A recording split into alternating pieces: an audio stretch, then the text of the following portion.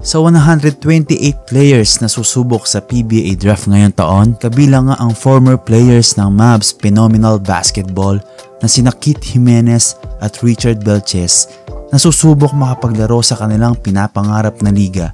Yun nga ay ang PBA. Bago ang PBA draft na gagawin sa September 17 ay required sa mga draftees na umattend sa traditional na 2 days PBA draft combine na gagawin ng September 12 at 13. At sa unang araw pa lamang ng draft combine ay nagpakitang gilas na agad sina Keith Jimenez at Richard Belches.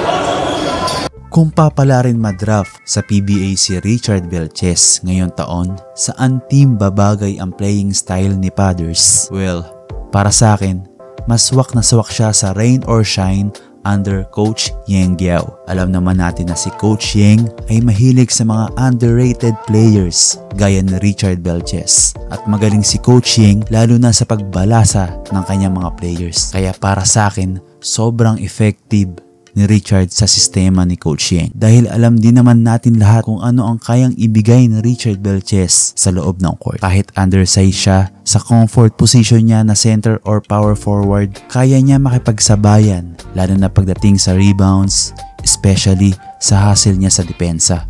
Pero syempre, meron siya dapat i-improve para maging successful ang kanyang career. Yun ang kanyang mid-range shooting at free throws. Kung papalarin din madraft sa PBA si Keith Jimenez, saan team siya mas effective sa kanyang playing style? Para sa akin, kahit saang team naman dahil kaya niya bumuhat ng isang team. Pero siguro sa NLEX Road Warriors mas fit siya. Sa pagkawala nga ni Kiefer Ravena sa NLEX, need talaga ng NLEX Warriors ng isang playmaker na may scoring. At sa skill set ni Keith Jimenez, kayang-kaya niya gampanan ang spot na yon para sa NLEX. San ka pa? Mala Terence Romeo ang galawan.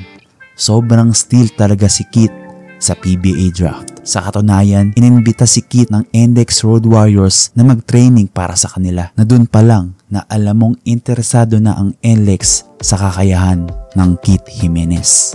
Kung ano man ang maging resulta ng PBA draft, makuha man sila o hindi, todo suporta pa din tayong mga fans para sa kanilang dalawa hanggang dulo. O kayo mga ka-big time, sa tingin nyo may posibilidad bang makuha sina Keith at Richard sa PBA draft? At para sa inyo, anong team ang mas babagay sa playing style nila? Comment down below. For more basketball news and updates, just click the notification bell. At kung bago ka pa lamang sa channel na to, please subscribe and support my channel guys. See you on the next video. Let's go!